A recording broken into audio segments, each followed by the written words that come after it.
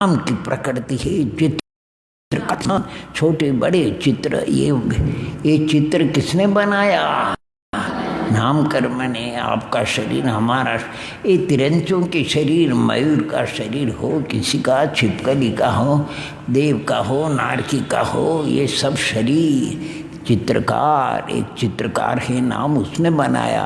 और ऊंचे नीचे कुंभकार के समान छोटे बड़े बर्तन बनाता है, गोत्र की अंतराय भंडारी के समान। यानी प्रकृति कहो, स्वभाव कहो, शील कहो, यानी प्रत्येक का एक गाथा में सारा बादशाह गर्वित हो जाता है। अब देखो हम हिंदी पढ़ रहे हैं, देखना यानी कारण के बिना वस्तु का जो स्वभाव होता है उसको प्रकृति यानी शील अथवा स्वभाव कहते हैं। जैसे कि आग का स्वभाव ऊपर को जान, पवन का स्वभाव तिरछा बहना और जल का स्वभाव नीचे को गमन करना इत्यादि प्रकृति। कई बार भी आप पानी डालोगे, अगर इसमें एक बाल मार सुई कहते हैं सूत मात्र का भी अंतर होगा तो पता लग जाएगा कि पानी किधर जा रहा है।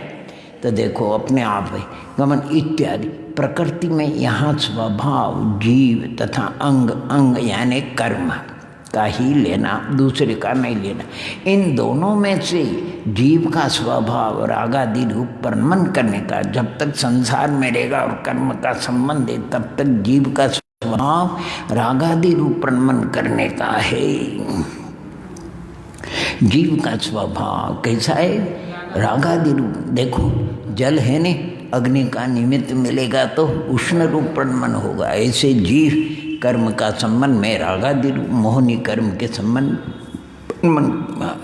जीव का स्वभाव रागादि रूप प्रमने हो, और कर्म का स्वभाव रागादि रूप माने का है।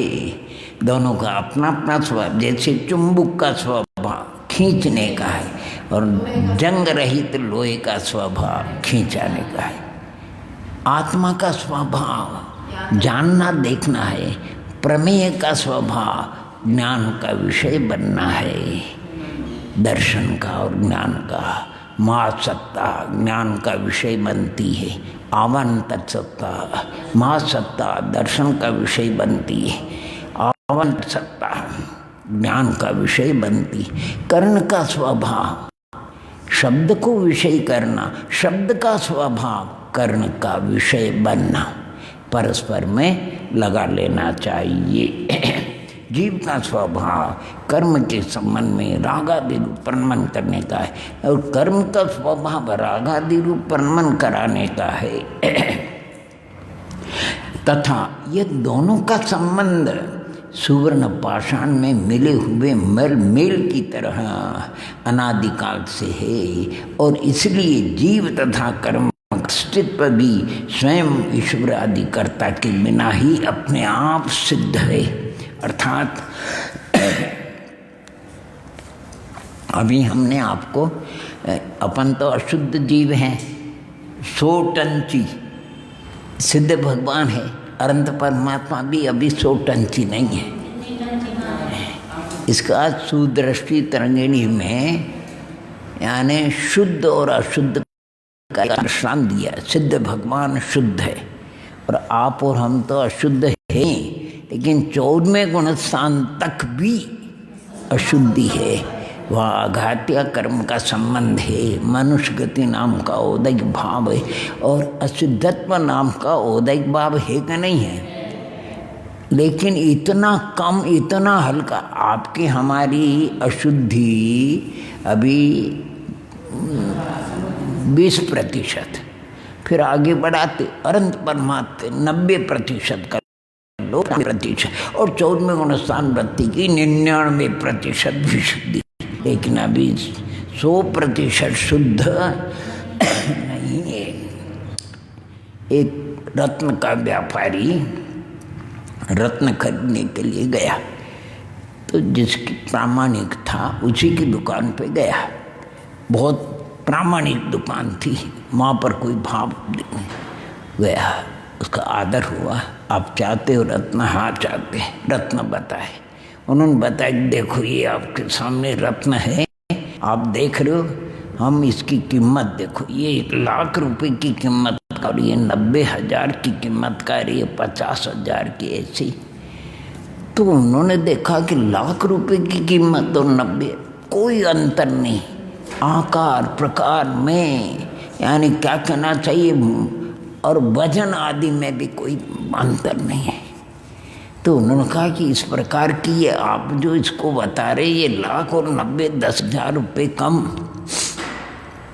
कि देखो आपको विश्वास नहीं तो हमारे दूसरे झोरी है, उनके पास जाओ, वो आपको बताएंगे हमारी बात कैसी सत्य का सत्य।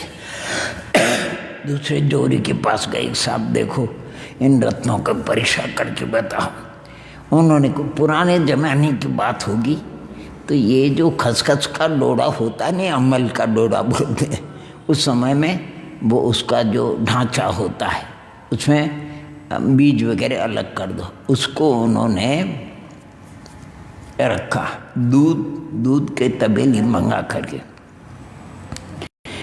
या जल भी रख लो, उसमें जल भी हो सकता है। डोड़े को रखा और उसके ऊपर रत्न को रखा, जिस रत्न की 1,00,000 की कीमत थी उसके निमित्त से सारा जग रत्न की कांति रूप हो गया। और कहा अच्छी तरह देखो, सुई के नोक के बराबर भी कहीं पर आपको पाषाण का अंश तो नहीं दिखाई देता है, साफ नहीं है, देख लो अच्छी तरह से। और कमजोर हो आंखें तो चश्मा लगा करके देखो।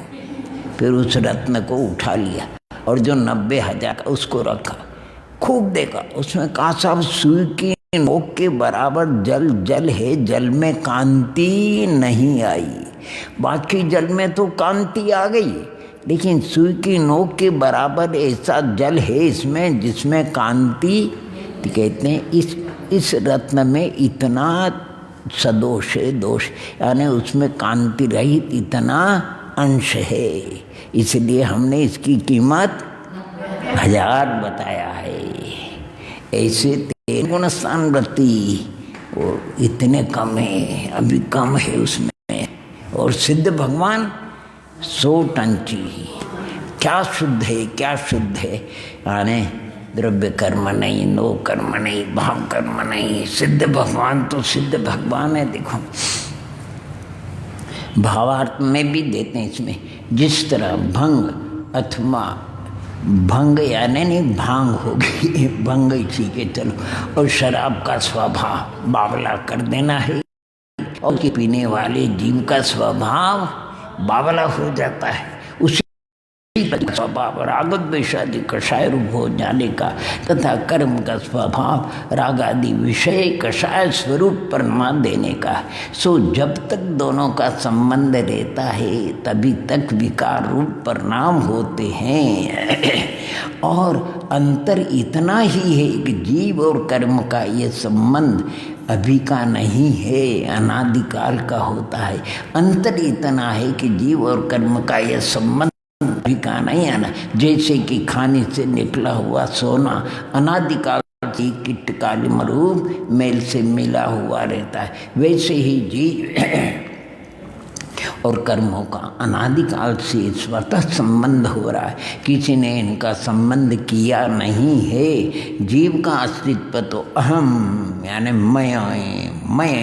मैं ऐसी प्रतीति होने से सिद्ध होता है, तथा कर्म का अस्तित्व जगत में कोई दरिद्री यानी भिखारी है तो कोई धनवान है इत्यादि विचित्रपना प्रत्यक्ष देखने में आता है। कोई अल्पज्ञानी, कोई विशेष ज्ञानी है, कोई रोगी है, कोई निरोगी है।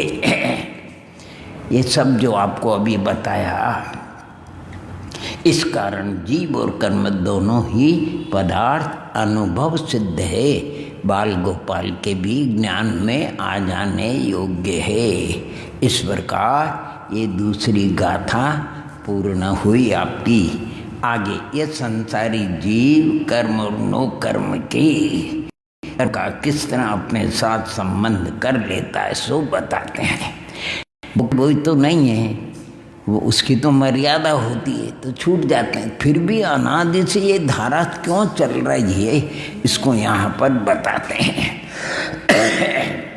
यानी ये संसारी जीव कर्म और नो कर्म यानी शरीर का किस तरह अपने साथ संबंध कर लेता है, सो बता। देहो दयेन सजियो जीवो आहार दी कम्मनो कम्मम परिसमयम सबंगम और तत्तायस पिंड औगजनम। बोलिए।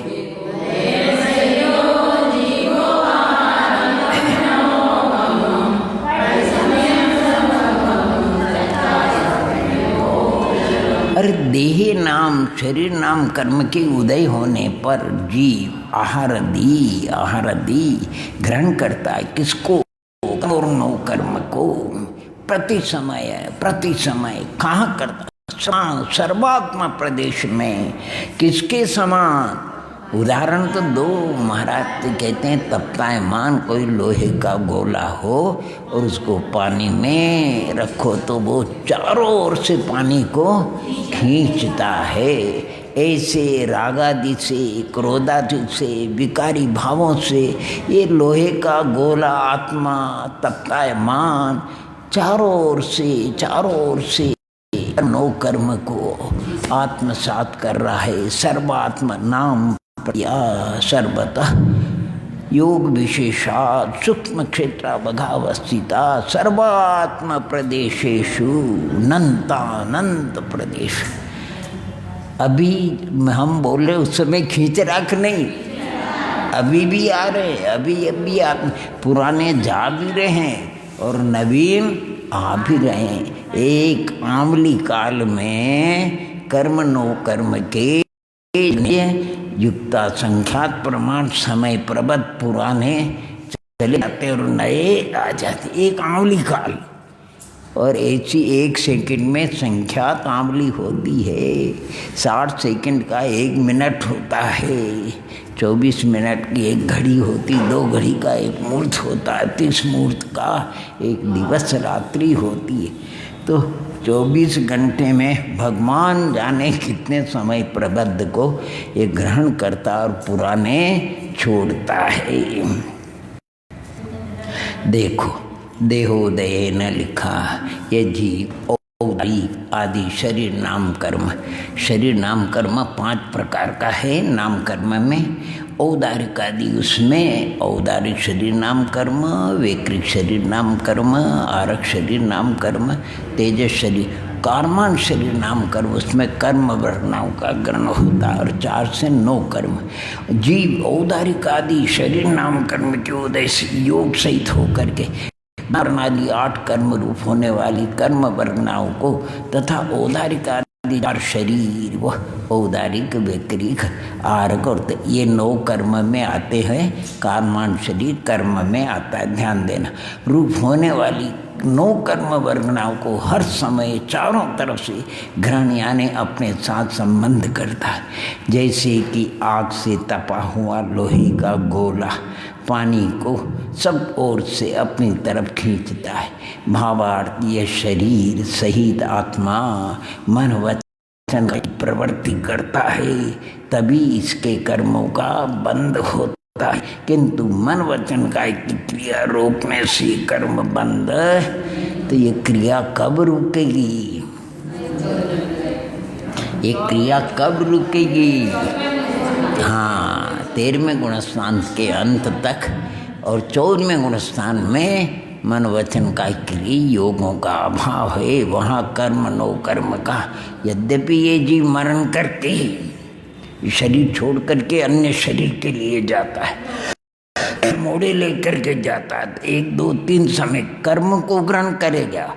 नो कर्म माने क्योंकि जन्म स्थान पे जाने पर नो कर्म की वर्गना ग्रहण करता, बाकी मोड़े और विग्रह गति में नो कर्म नहीं होता, कर्म तो ग्रहण करता है। इस प्रकार यानी निरंतर कब से ये चल रही है रामायण है।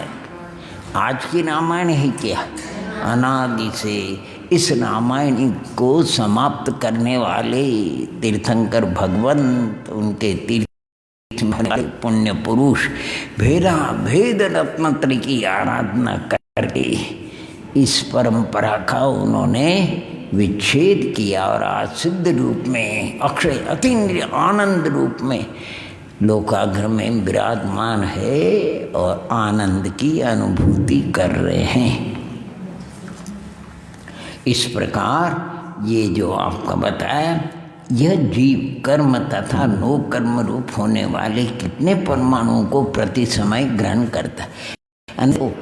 गाथा के बाद प्रश्न आना चाहिए, ग्रहण करता है, ये बात भी समझ में अनादि से कर रहा है, लेकिन कितने प्रमाण में ग्रहण करता ये तो बताओ। तो उसके लिए आचार्य भगवंत बताते हैं, सिद्धानंतिम भागम अभम्ब सिद्धांत गुणमेव और समय पबद्धम बंददी और जोग सरिथम। ये देखो चौथे नंबर की गाथा बोलिए।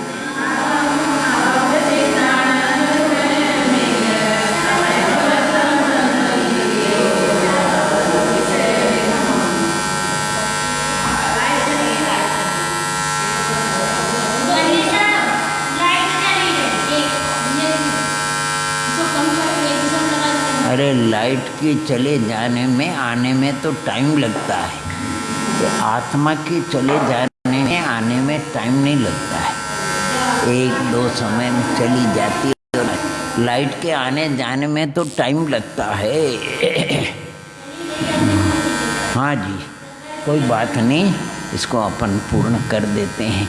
सिद्धांत क्या लिखा देखो, सिद्धांतिम भाग सिद्ध राशि देखो, इसलिए संख्या मान पढ़ना जरूरी है। मध्यम अनंतानंत प्रमाण जो सिद्ध भगवानों की संख्या है उसके तो अनंत में भाग, ठीक है नहीं। और अभव्य जो सिद्ध, अभव्य यानी वो प्रकृति से है, किसने अभव्य उनको बनाया नहीं, इसलिए अभव्य सिद्ध नहीं समझना हो, स्वतः स्वभाव से अभव्य जीव है, उससे अनंत गुणे अभव्य सिद्ध अनंत गुणेव समय प्रबद्ध को ये बांधता है।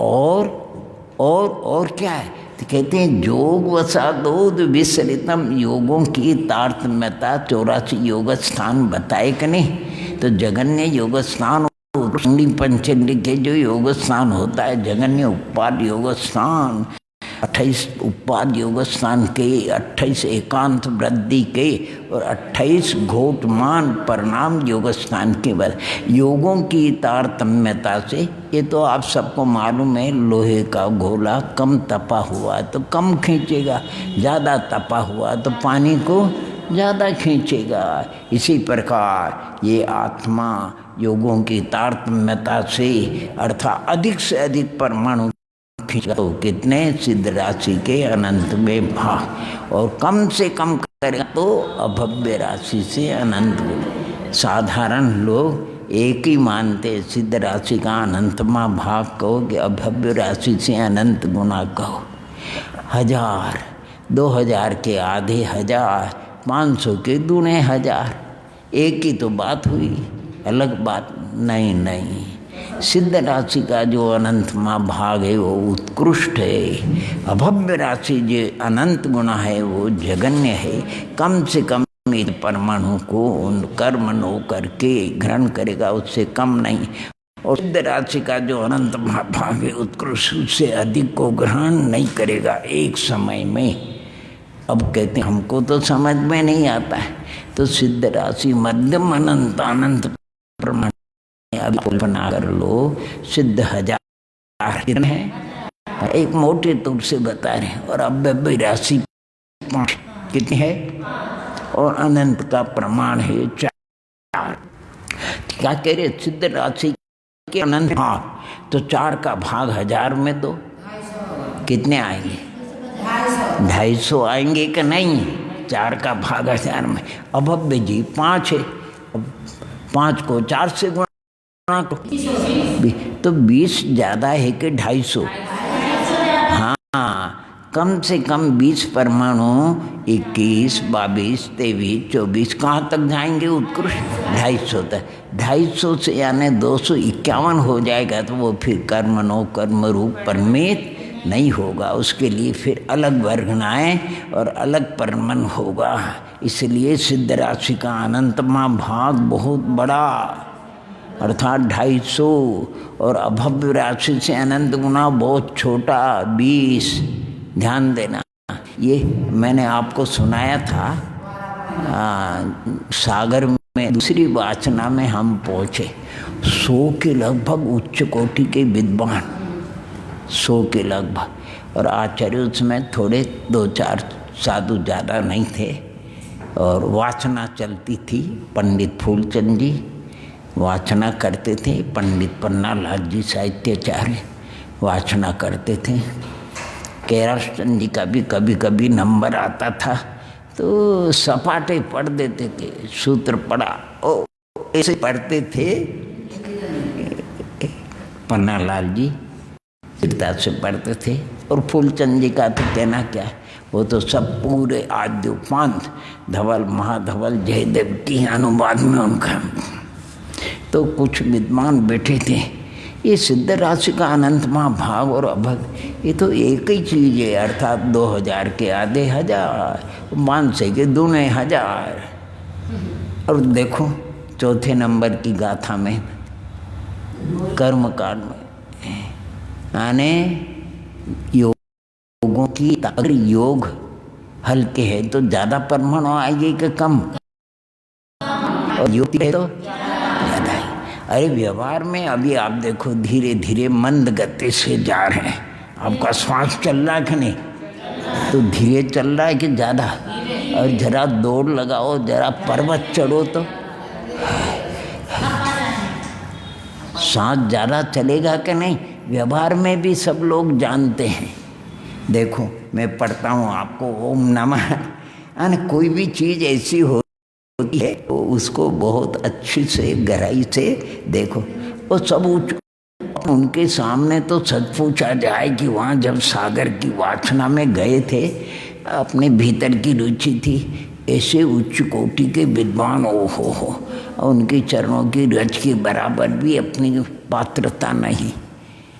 लेकिन कुछ कुछ बातें ऐसी होती है अपने ज्ञान में, और उनका देखो ये आत्मा सिद्ध जीव राशि के जो कि अनंत प्रमाण मध्यम हो, अनंत में भाग, और अभव्य राशि जो गण्य युक्त अनंत प्रमाण है, उससे अनंत गुणे समय, अर्थात एक समय में बनने वाली परमाणु समूह को बांधता है, अपने साथ संबंध करता, परंतु मन वचन काय की प्रवृत्ति रूप योगों की विशेषता से कमती बढ़ती होने से कभी थोड़े और कभी बहुत परमाणुओं को भी बंद करता है। अब ये बताओ थोड़े कितने और बहुत कितने? सारांश परिणामों में अधिकता तथा मंदता होने पर आत्मा के प्रदेश जब अधिक कम चलायमान होते तब कर्म परमाणु भी ज़्यादा अथवा कम बंधते हैं। जैसे अधिक चिकनी दीवार पर धूली अधिक लगती है और कम चिकनी दीवार पर कम होती है। अभी आपके हमारे भी कर्म परमाणु नो कर्म परमाणु बन रहे थे, एक सरीके बन रहे कि कम, सबके तारतम्यता है, सबके तारतम्यता है। योगों की कारण के अंदर अंतर है तो कार्य में अंतर होगा कि नहीं? अरे आप गैस जलाते हो, एक गांव की बात है, तो घर के पास ही एक हलवाई कहते नहीं, उसकी दुकान थी, तो यही बच्चे हम समझते तो कुछ नहीं है, तो वो हलवाई तो वो कहते हैं देखो ये जो पतासा है, शक्कर के पतासा बनते नहीं बांटने के लिए, पतासा के लिए तो चाशनी ऐसी चाहिए, नहीं आए समझ, और चक्की जमानी हो तो चाशनी ऐसी चाहिए, यानी उसमें तारतम्यता है, किसके लिए कितनी तार, अगर उसमें थोड़ी भी यानी गलती हो जाए तो फिर आपकी वो चक्की नहीं, वो आपका क्या बन जाएगा पता नहीं। यानी तारतम्य पतासा बनाने के लिए पटपट और क्या करते हैं, वो देखने में आनंद आता था, और लिया और पटपट और तैयार हो गए पतासा, और थाली भर दी और ले जाओ भैया। पतासा जो बांटते नहीं, वो उनके हलवाई की दुकान थी, तो देखने में आनंद आता था पतासा। यानी उसमें चाशनी की रहती है, किसमें कैसी चाशनी रहती है। अगर चाशनी में गड़बड़ हो जाए, ऐसे चक्की की और भी आप सब जानते हो कि नहीं, ऐसे योगों की तारतम्यता से अगर योग मंद है। अब देखो नहीं, एक इंद्रिय जीव है, उनकी शक्ति अपने से बहुत कम है। अरे अगर ये बात आपको समझ, एक इंद्रिय कितना भी संक्लेश करे, कहते हैं जो मिथ्यात्व 70 कोड़ा कोड़ी वाला है नहीं, एक सागर से अधिक उसकी स्थिति नहीं पड़ती, एक सागर। और संगी पंचेंद्रिय 70 कोड़ा कोड़ी का एक सागर, और कहा 70 कोड़ा कोड़ी, कितना अंतर है, जमीन आसमान का अंतर है। एक सागर और 70 कोड़ा कोड़ी सागर में अंतर है कि नहीं? 100 सागर, 1000 सागर। 70 कोड़ा कोड़ी सागर का अर्थ ये है कि 70 नील सागर, और ये एक सागर है। यानी 70 करोड़ को एक करोड़ से गुणा करो तो 7 बिंदु होती है। यानी 7 बिंदु और 7, यानी 14 बिंदु और 7, कई दई सैकड़ा, 1000, 10,000, लाख, 10 लाख, करोड़, 10 अरब, 10 अरब, खरब, 10 खरब, नील, 10 नील, 15 अंक तक जाएंगे। कहाँ तक जाएंगे? हाँ, 70 नील सागर, और कहाँ एक सागर। तो जमीन आसमान का अंतर है कि नहीं? अरे ये जो वृक्ष वगैरह है नी, इनकी शक्ति से एक 2 इंद्रिय जीव होता, उसकी शक्ति 25 गुनी होती है। और जो 3 इंद्रिय चिंटी, आपने कभी देखा होगा गिंडोला, जिसके पैर नहीं होते हैं, वो ऐसे ऐसे रेंगता है, और अगर 2 चींटी उसको लग जाती है तो इतने बड़े गिंडोले को तड़प करता है। यानी गिंडोले से डबल शक्ति उस 3 इंद्रिय में है, यानी उस चींटी में है, और उससे ज़्यादा शक्ति 4 इंद्रिय जीव में होती है, 100 सागर, और असंज्ञ जीव में 1000 सागर, और संज्ञ जीव 70 कोड़ा कोड़ी सागर। लेकिन बात है, देखो ध्यान रखने की, जो मोशन पूर्व में 100 मील की रफ्तार से चलेगा, दक्षिण में कितने चलेगा, उत्तर पश्चिम में कितने चलेगा, उतने चलेगा। इसलिए पुराने लोग कहते हैं, ये कम में सूरा ते धम में सूरा। जो कर्म में शूरवीर होता है वही धर्म में शूरवीर होता है। अब आपके हमारे पर्याय में अंतर है, अभी तो कुछ खास बात नहीं है, लेकिन स्त्री पर्याय में, द्रव्य स्त्री पर्याय में को कितना भी संक्लेश करे, सप्तम नरक में नहीं जा सकता है। सप्तम नरक में छठे नरक जाएगा, कितना भी करे, आर्य का हो, पंचम गुण स्थान हो।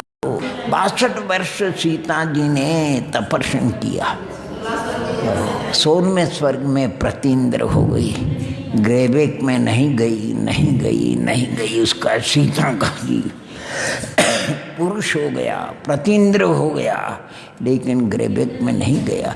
कितना भी करे मोक्ष मार्ग में, पंचम गुणस्थान से आगे का गुणस्थान नहीं, द्रव्य स्त्री को नहीं होता, नहीं, क्योंकि उसकी मोटर की ताकत ही इतनी है।